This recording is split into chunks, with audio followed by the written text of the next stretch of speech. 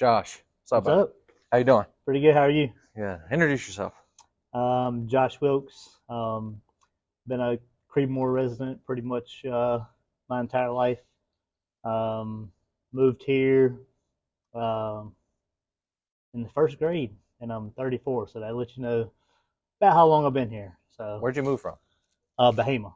Oh, okay, so it's Mm. still in the Yeah, area. not too far. Yeah, still in the state. 15 minutes down the road. Not not too far. So let's go immediately. What was your so you've been in the gym a long time, and of course we'll get to that part.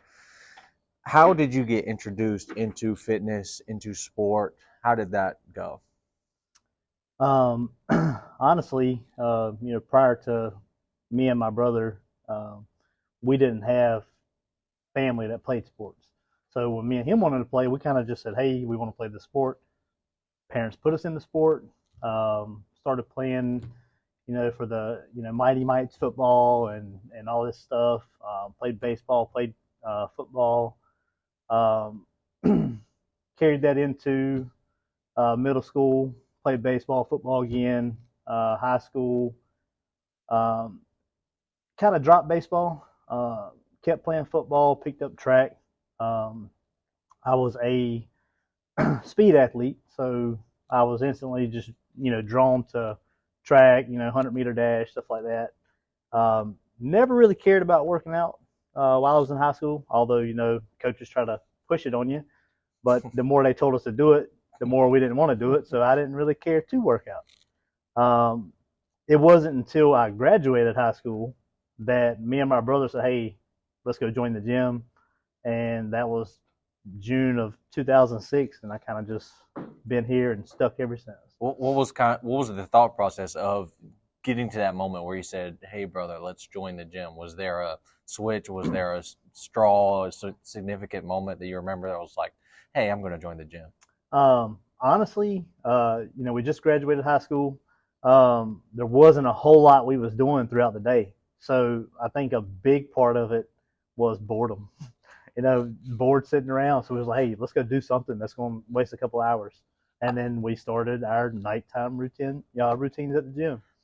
I was thinking about Creedmoor earlier today, and I was thinking, like, what is the benefit of being in Creedmoor? Because I was thinking about my friend that lives in Charlotte, and I was like, I think the benefit of Creedmoor is there's not much else to do besides focus on growth or working, or there aren't many distractions. Oh yeah. So it's very easy to kind of lock in on a skill or a thing and just be locked in on it. Oh yeah, 100%. So you started with the fitness in high school. I'm assuming you started with the road to fitness. I did. Yeah. Yeah, Yeah. talk First gym. I've been here an through it OG all. member. Yeah. Yeah. I think the gym started in December of 2005, and me and my brother became a member in June of 2006. So they won't open 6 months, and then we came in, and it's been a crazy rodeo, from day one. Yes, let's go with the. So it's been a crazy rodeo. It's been 2005 since you've been working out. I guess take us through your fitness career, or things you've accomplished with fitness, why you still are into it today. Um, in the beginning, it was just to get in and gain size. Graduated high school at 135 pounds. Um, like I said, the only thing I had going for me athletics wise was I was just faster than 99% of the people. So that helped me. I didn't really care about being the biggest guy in the room. Um, but whenever I joined the gym, all that changed. My first month in the gym, I gained 20 pounds. So I went from 135 to 155, and actually had a decent amount of muscle Jeez. gain. And by doing that, that's just the hook, that got me.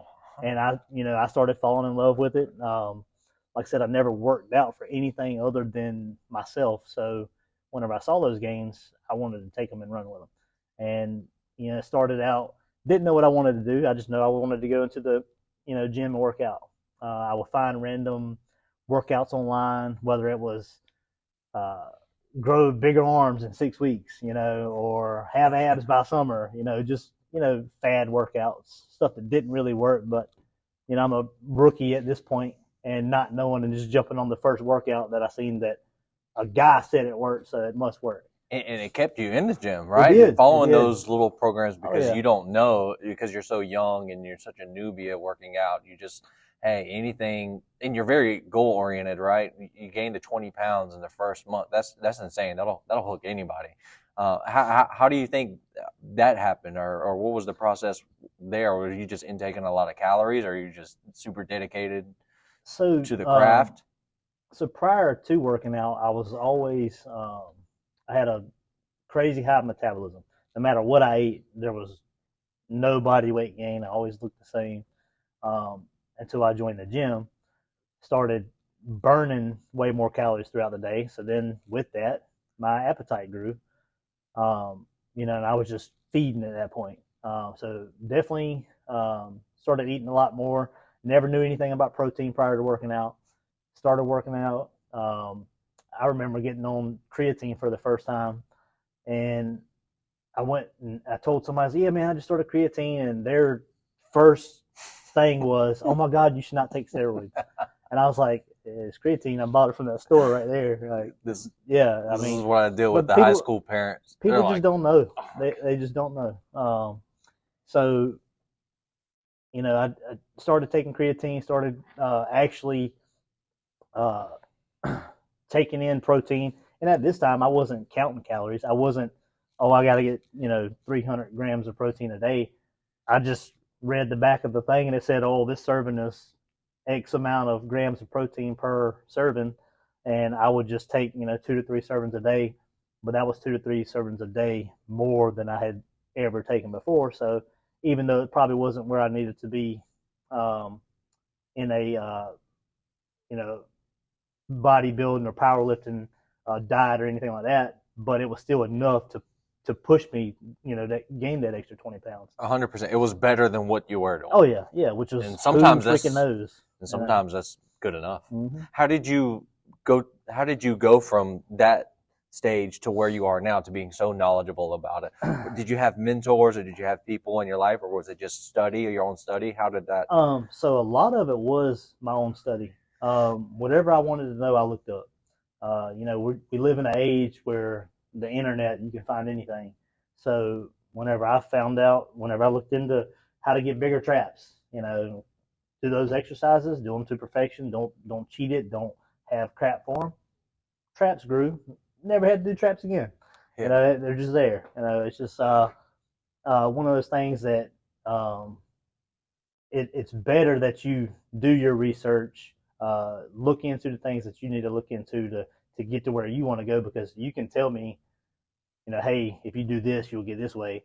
But then that takes me right back to that very first workout that I done where this guy said, if you do this in 6 weeks, you'll gain 2 inches on your arms. It's just hearsay at this point. But if I teach it to myself, it's like I take it, run with it, and then that's there. Whereas if somebody tried to tell it to me, that's gone probably the next time I was in the gym. Like, Oh, you're preaching to the choir right now. Yeah. What you're basically saying is take the time to really absorb it and learn it yourself, because when somebody just tells you something, there's no absorption there. It's almost like you have to go through some sort of like you have to do the work to get the reward. You know what I'm saying? Mm-hmm. It's something along those lines. I don't know the quite way to phrase that, but that's exactly what you're saying. Was there certain guys you kind of gravitated to more than not? Like, for example, like a Jim Stopani or like a Lane Norton. Was there a guy or two that you kind of So as in like famous guys, or I guess guys in the gym? or guys in the gym that maybe helped you along that path, helped you learn and understand? I know you did a lot of it yourself, but I didn't know if there was a certain guy that posted a site that was like, okay, I'm going to read this guy or whatever. So in the beginning, there was guys like Jim Stopani. Matter of fact, I probably done 3 of his workouts. Great workouts. Mm-hmm. He had the 6 weeks to sick arms. That was one of the ones I did, and my arms did grow. That was a great one. It was a good workout. I think you're doing arms 3 times a week. He had shortcut to size, shortcut to shred. I mean, I've done them all. So he was one of the guys I followed a lot, and that was prior to powerlifting, obviously, because that's not really what he pushes at all. very smart guy. But again, I'd done my research on him prior to just saying, "Oh man, this guy says this works. It must be great." So I actually read into him and seen his accomplishments and seen everything he went, through because he's actually Dr. Jim Stepani.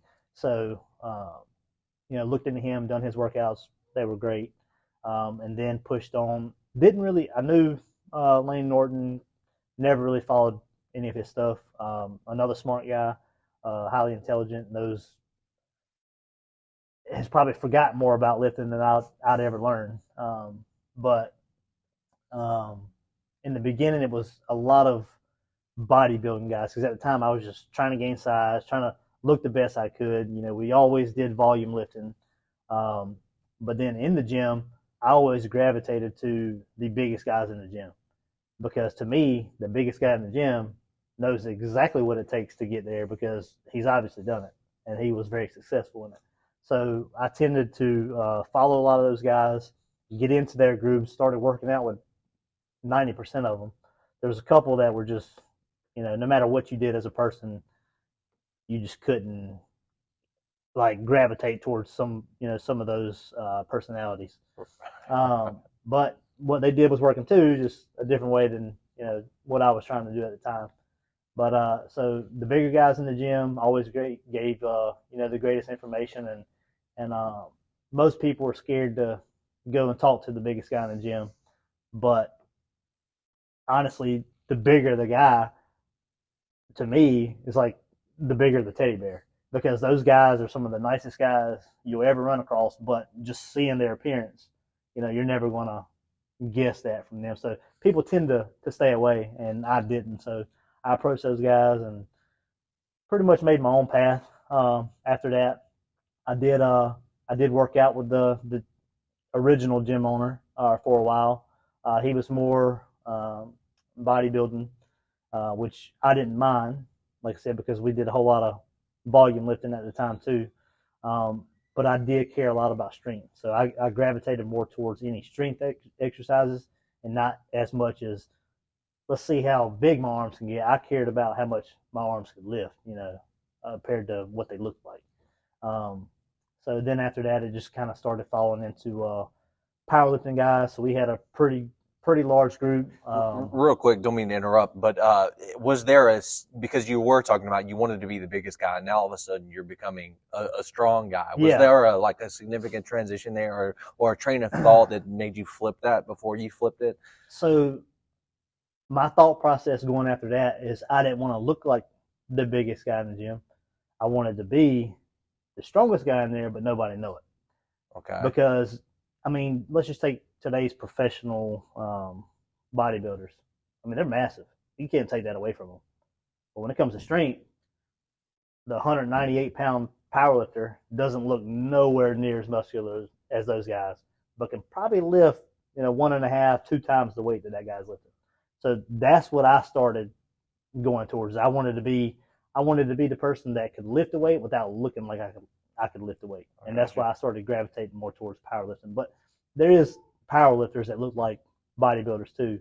And a lot of great bodybuilders transition from, being a top tier powerlifter. So I just wanted to be the strongest guy, in the room, and not necessarily overall, but maybe pound for pound, because I was never really the biggest guy. I think the biggest I've been in my whole career was probably like 218, 220. So, you see there's people that come in here that are 250, 300, 350. Yeah. I just don't have the body type to get that big. Right. Is that kind of why it switched? Because you kind of had the thought is like, this is my body type. This is what I'm working with. Yep. I've kind of peaked here, yep. I guess, and it's like, let's see what I can do strength wise. Pretty much. And then it got to the point where if the exercise didn't help my compound movements, I just threw it on the back burner. So once I transitioned over to powerlifting, never really cared about, getting my arms bigger at that point. I maybe did arms once every month and a half, at that point. Looking back now, I wish I would have trained them a little bit more because that's kind of now is what I'm going for. It's like it's switching back. Now. But, just injury after injury, you tend to change your mind of, what your new goals are. Yeah, we'll get into that.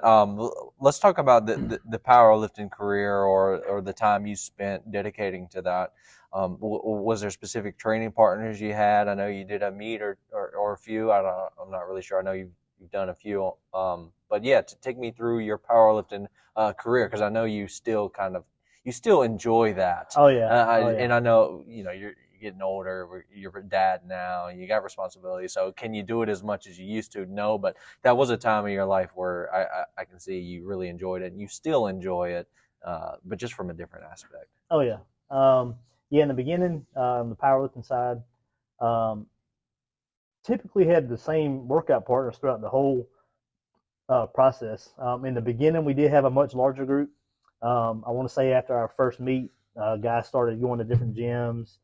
Groups started splitting up a little bit, but me and Austin have pretty much been workout partners from 2013 probably all the way to, I'd say, as of recent, probably 2018, 2019. So that was a long tenure with one person, with one goal. And that was, we used to go pretty hard, and I think because we was so much alike lifting, we constantly pushed each other, to go over that threshold that by ourselves or with I don't want to say a softer workout partner, we would have never got to. So you definitely need somebody like that. There was other people that came and gone. There was certain guys that would just be our Friday group. There for a time, we were having beer and bench press on Fridays, and it would just be 20 people in here freaking just going crazy bench pressing, acting stupid, not too stupid. We wouldn't get drunk and try to bench 100 pounds more than we can actually bench, but it was a good time. Like I said, it was a great group of guys. There's always been the George, around. In the beginning, he played a much larger role. I want to say he's actually the one that made us all do our first powerlifting competition. And we done that powerlifting competition, and kind of we were hooked, because first powerlifting competition, you're butterflies. I mean, I don't care what you say. Your first one competing and lifting in front of all these people, you don't know what to think. You're aimed at everybody, so it's like everybody's looking at you, and if you don't get your lift, all these people are going to see you fail. And so stuff like that's running through your mind. So, you're kind of nervous. But, the group we had there pretty much made it to where when you went out on that platform, you didn't have to worry about anything. You didn't have to worry about that crowd out there. You didn't have to worry about failing because these guys have your back. Yes. You don't worry about that. So the group pretty much stayed the same the entire time. And then once we all decided to kind of do something different, it was kind of like a mutual agreement, and everybody just kind of started doing their own thing. A lot of it, came from different injuries or joint pain or back pain. So everybody, this person would sit out 6 weeks, this person would sit out 9 weeks, this person, as of recent, Austin sitting out 6 months on bench press, but he hadn't been working out with me, for that, but that type of stuff happened, which caused people to, spend a long time not working out, and then the group just split up altogether. Pushing your body that hard for that long of a period, it's going to have a price it's going to pay, because I know what it's like lifting like that. I've had some experience with being in that, and you obviously do too. So like I said, the body is going to take a toll, and everybody is eventually going to get out of it. But it's a great run while you're there. Yeah. There's nothing like it. Oh yeah. But on the other side of that, I guess let's go into that aspect of lifting and powerlifting and going as hard as you can for a long time, is the injuries that come along with that. How do you manage that? I know you have some injuries and you got some wear and tear, and you expressed that. So how do we manage that going forward and into our workout plans now? And is there anything, would you have ever done anything different? If I can go back and, kick my younger self in the ass, yeah, most definitely. I would change a couple things. The problem with us lifting when we were younger was we just went in and went as hard as we could every single day. Every single day we would add more weight. Every single day, add more reps. And that's not always the smartest thing to do.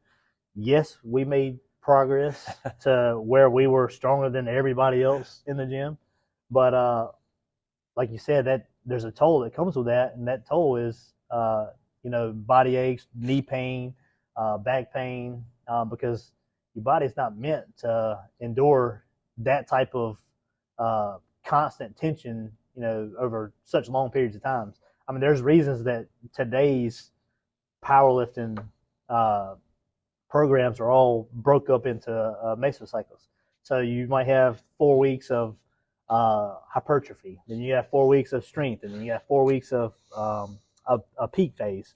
So, and each one of those comes with different repetitions, different weights. You might be doing 70% at 15 reps your first 4 weeks.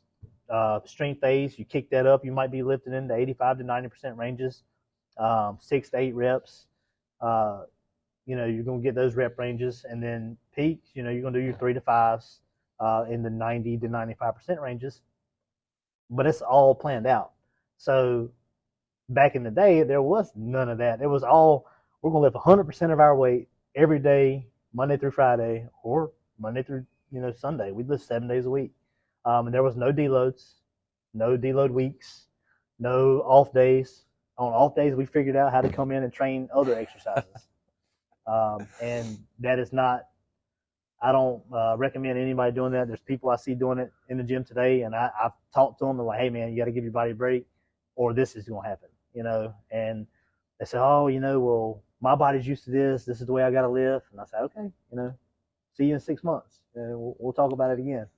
But yeah, it's definitely a lot of things I would change if I could go back and program like you're supposed to, instead of try to get stronger every single day, because that's not the correct way to do it. Even still, with the internet and the information age, I think in those days, because that had to be 2013, 2015, fitness on the internet was still very at its infant ages. Like today, what was going on in 2013, 2015, it wasn't like it is now, where there's all this information about, all these cycles and, deload weeks or deload even multi-weeks or whatever. But so, I guess that's the benefit of being young today, is so much information being out on fitness, and us understanding how important fitness is in society now. I think it's totally changing, and hopefully it's still going to continue to progress and progress and progress. Yeah. So anyways, getting into what's in the future as far as lifting for Josh. What is he doing right now, lifting wise? Like I said, I know you got a lot of responsibilities now, more than you had when you were younger, but take us through that. Yeah, so right now, I'd say probably the last 2 years, it's kind of just been winging it. Nothing's been, set in stone. There hasn't been a workout plan followed. I did follow one for 12 weeks, and I made great progress, had great results. Body composition changes were through the roof. That was when you did the meat thing, right? Or was that when then? Yeah, probably around then. Yeah. But then, right after that. It was like red meat, my bad. Yeah. Red meat. Yeah. That was definitely the biggest change, because diet's one thing that I've never been 100% on. I would do it a little bit and then say, forget that. I'm just going to eat a surplus of calories and I'll work it off in the gym. Right. And that worked for the longest time. But now, more so than ever, I need to I need to start following something, and it will be red meat and stuff like that again. I had great progress from it. Stan Efferding preaches red meat over chicken, over turkey, red meat or high protein fish, and so I did it and tried it. I said, what the hell, I've tried everything else, let's do this. And like I said, body composition changes were through the roof. I think it was only like a 6-pound drop in body weight, but it looked like I gained 15 pounds of muscle. I mean, it was insane change that I will definitely, try to get back to again. But back to working out, kind of just been winging it. Done a couple, programs here and there. Didn't really see anything through. Had no goals. I did set like short-term goals in here recently, where I was doing low incline Smith. Low incline bench press, dumbbell press.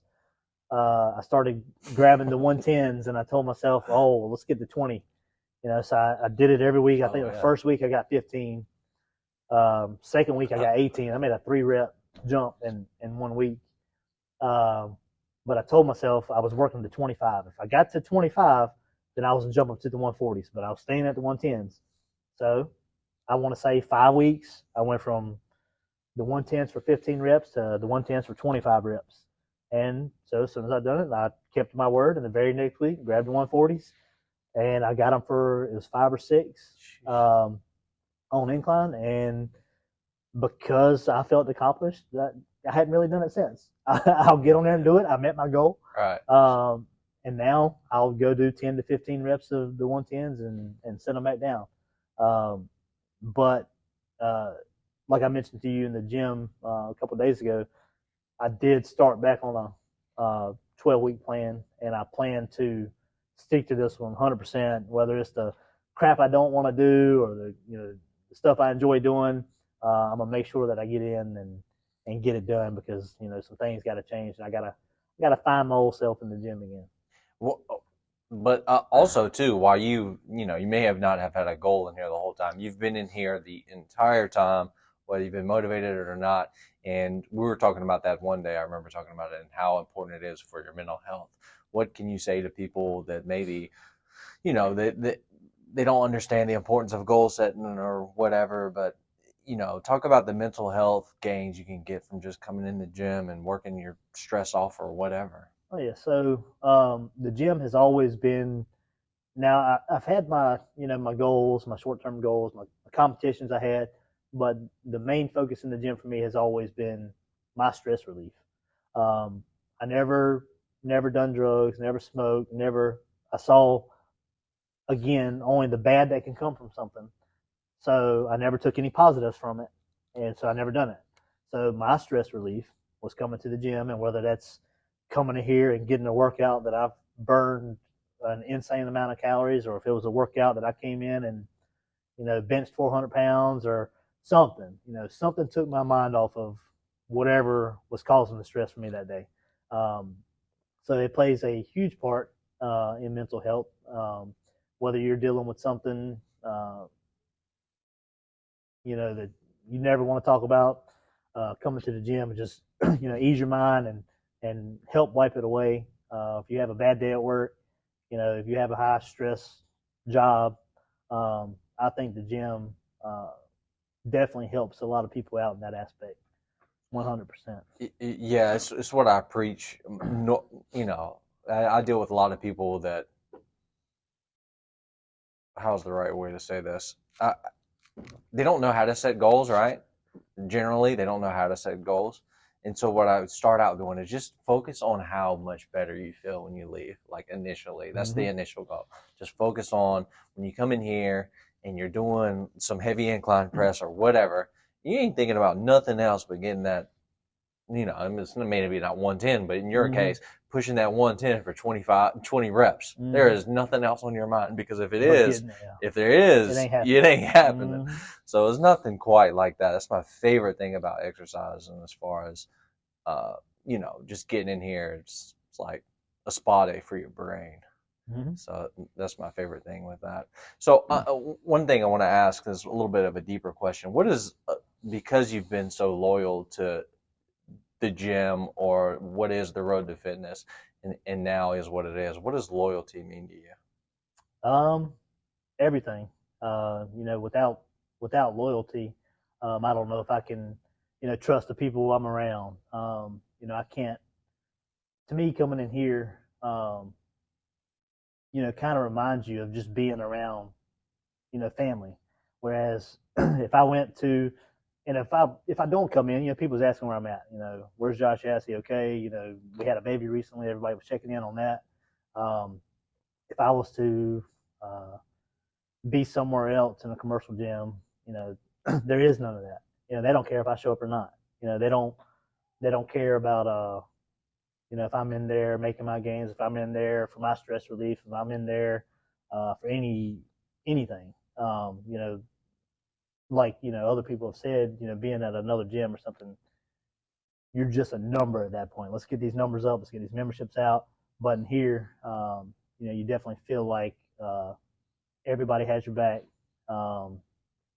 Everybody pushes you to be the better versions of yourself. So without, I guess, the loyalty from the people I have in here, which I'd invite them to my, real family events, because that's just the respect that I get and give from the people that's in here.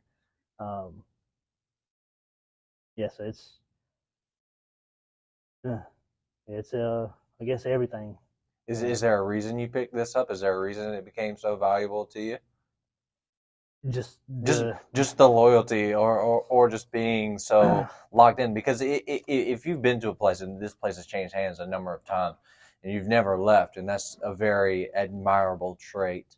And I was just wondering or thinking, like, you and also you two are the only guys that have been through to this place that I know the whole time, the whole time. And I'm like, these guys have a deep sense of, it's almost like it's their place. It is, and they feel that way about it. And I'm glad, you want people to feel like it is their place. And I was wondering, did that loyalty or did that come from something a little bit deeper, or is that just? No, so this gym since the beginning, we obviously could have packed up and went somewhere else whenever, even prior to you, when it changed hands the first time, because that was kind of quick. Nobody even knew that was happening. And changed hands, and we all decided to stay. This gym just feels more of like a second home. I've helped put stuff in here. Others have helped put stuff in here. We treat this like it's our stuff. Because at the end of the day, some of the stuff that was here, prior, we did purchase, we did bring in here, because we felt like, us better in the gym also bettered ourselves and the community.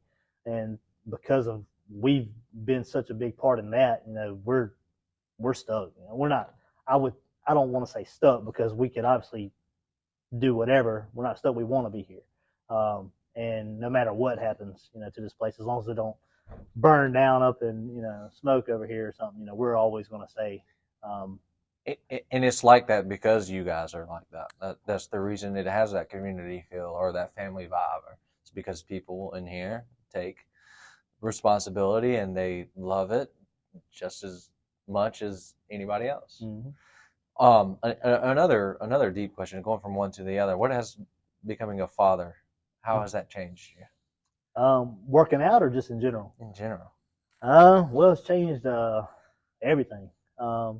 Before, I'd come in here and not really care what time I left. Come in here, finish my workouts, and help everybody else. Because I'm a type of person that I like to see other people meet their goals too, whether it affects me or not. So I would help other people, give them pointers, give them workouts, but now, that I have a kid at home, it's definitely get back home, see the kids, spend my time, because I go to work all day, come to the gym.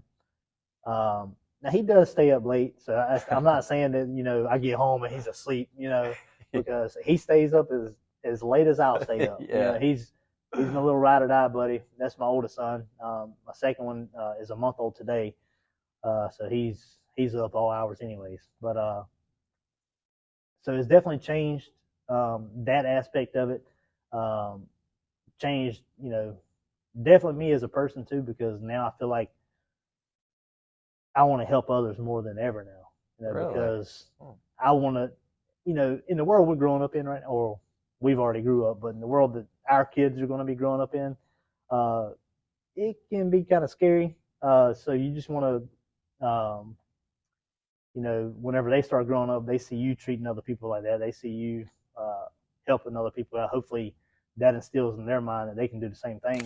But me helping other people out in here, um, I want those people to start doing the same thing. Maybe one day there'll be somebody like me that can help my kids out whenever they're in the gym. So I'm hoping that by me helping others, that trend just starts spreading. That way It the does. the gym mentality always stays the same in here.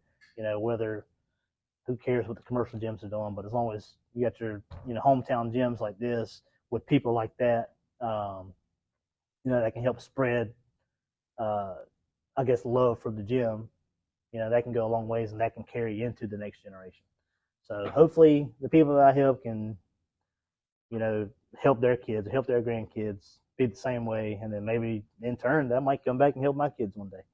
So that's why I try to be as helpful as possible to help people. Just try to spread awareness, spread, um, just good gym vibes, all together. Hopefully it'll carry on, but we'll see. Yes, sir.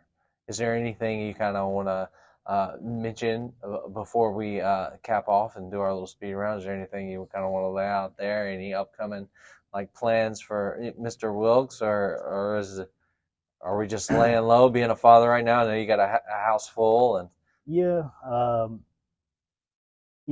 do plan on 2023, and I hope everyone holds me to it.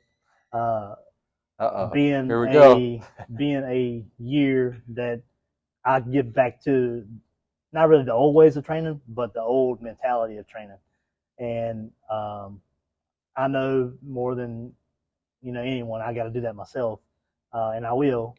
But it's gonna be some volume turned up in here for sure, Right. and hopefully people want to ride that wave too. We'll see. But this year I'm definitely anxious to get my wife back into training. The last 2 years with her has been carrying babies and definitely being a mother, and she is trained here and there in between our first and second.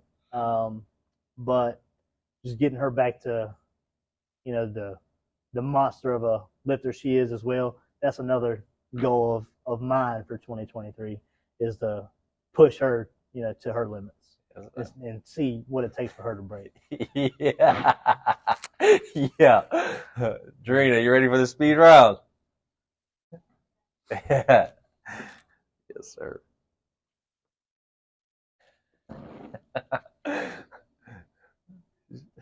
Are we gonna have any more kids? Are we gonna any? I know it's a terrible time to ask you just have one, but do you want any more?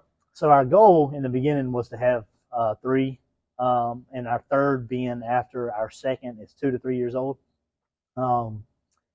This last pregnancy was a little rough, but the reward you get afterwards is awesome. So I think that any mother will go through any amount of pain to get that reward again. So I think we still may try for a third. Okay. In some time. Is there Yeah, a time frame? Yeah, 2 to 3 years. 2 to 3 years, I got you. Yeah, our first 2 we wanted kind of close, but yeah, definitely 2 to 3 years on this third one.